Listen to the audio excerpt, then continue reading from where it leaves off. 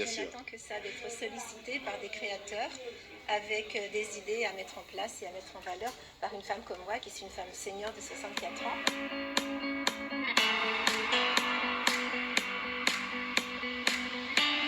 À Culture Urbaine, ce matin, retour sur le grand défilé. J'accueille Edith. Bonjour Edith. Bonjour. Un peu le trac ce matin. Un peu, j'ai jamais fait ça. Ah bah voilà. Bah par contre, tiens, le défilé, c'était quoi? Une passion de jeunesse? Alors pas du tout. Pas du tout? Pas du tout, c'est pas du tout ce dans quoi j'ai travaillé auparavant. Le déclic s'est fait d'une façon assez imprévisible. Ouais. Je feuilletais Facebook et je suis tombée sur un portrait de la fillette de mon mari qui avait été pris par une photographe professionnelle, femme. J'ai trouvé ce portrait vraiment réussi et je me suis dit, j'ai envie de tester moi aussi. Alors tu poses, il y a une nuance finalement entre le fait finalement de s'exposer partie photo et aussi finalement le défilé. J'ai eu la chance de pouvoir participer à 3-4 défilés. Très bien, oui. Ça n'a pas été simple parce que pour se faire connaître, ça ne vient pas comme ça du jour au lendemain. Il a fallu que je m'inscrive sur une page Facebook, que je crée un compte Instagram, que je m'inscrive sur LinkedIn pour essayer de... Il faut exister numériquement aujourd'hui, c'est ce que tu es en train de nous dire. Et puis surtout rencontrer des photographes. Et là, premier constat, je me suis dit que c'était pas simple parce que trop de photographes refusent de photographier les seniors. C'est vrai que cette tranche, on est souvent des fois à l'abandon de soi-même, mais on voit que la société en fait nous redonne des regains. Il y a cette énergie, il y a cet équilibre entre le corps et l'esprit finalement. C'est indispensable, indispensable. Je remarque qu'actuellement, la femme senior, elle a forcément les cheveux gris.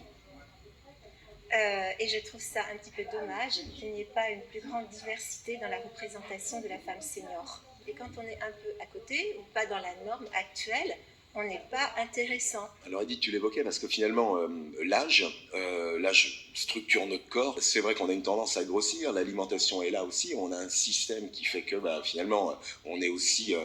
contraint là, à évoluer, et je parle des gens classiques, et c'est vrai que la mode, souvent, elle est conçue pour des gens plutôt longilignes, ayant peu de tours de taille, des jambes, je dirais, proportionnées aux jupes et aux pantalons pensés par les créateurs. Est-ce que la mode a pu évoluer? Est-ce que finalement, quand on est mannequin senior, on est là aussi à tordre ces idées, ces créateurs, pour leur dire, attendez, il faut le faire pour nous, quoi. Complètement. Ouais. On ne vieillit pas tous de la même façon et on est très différentes à 50, 60 ans. C'est pas une fatalité que de grossir.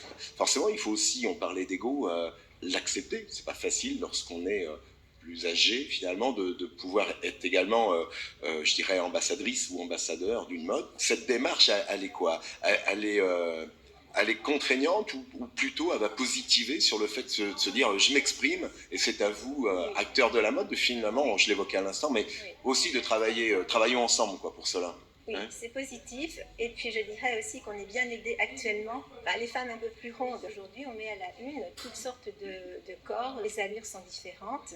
Et ça aide justement à assumer pour certaines leur maigreur, leur rondeur. C'est vrai. Ce grand défilé que Nantes Vous TV a organisé à Nantes, on était ravis, on avait 16 créateurs nantais. C'est vrai que de mémoire, je vois peu de défilés à Nantes. C'est Paris essentiellement qui agglomère finalement toutes ces compétences. Oui, absolument. Ouais. Moi, j'ai beaucoup cherché, j'ai fait du porte-à-porte auprès des enseignes de prêt-à-porter. Je me suis vraiment beaucoup démenée, j'ai déployé beaucoup d'énergie pour trouver des partenariats. Mais je n'ai pas reçu de porte ouverte. Les gens demandent à ce qu'on soit en agence. Donc du coup, j'ai tenté d'entrer en agence et j'ai réussi. En tout cas, 2 agences m'ont prise, m'ont booké.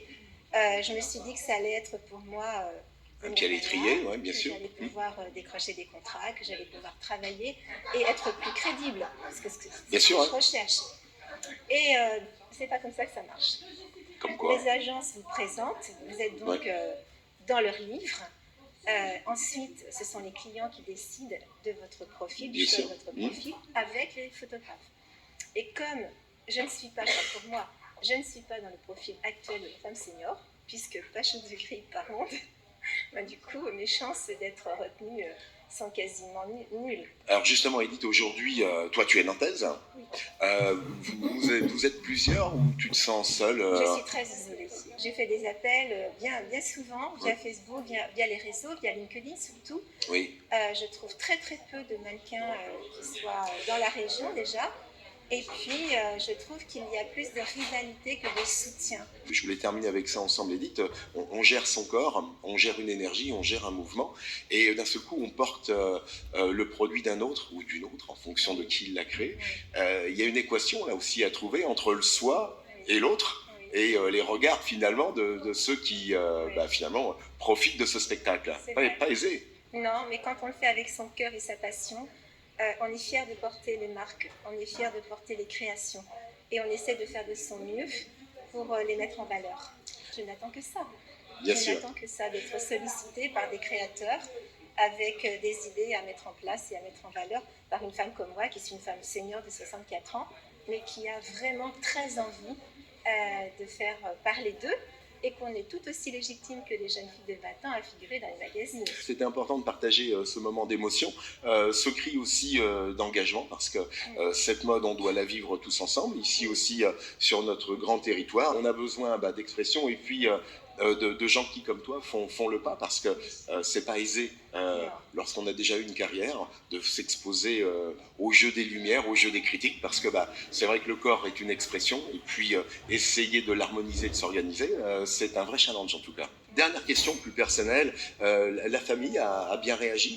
Je crois deviner une certaine fierté.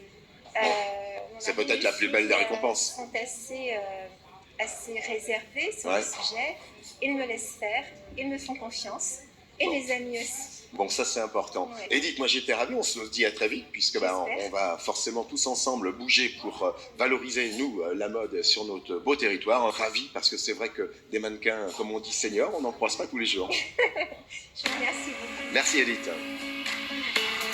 Comment je fais pour arrêter ça? Super, ouais.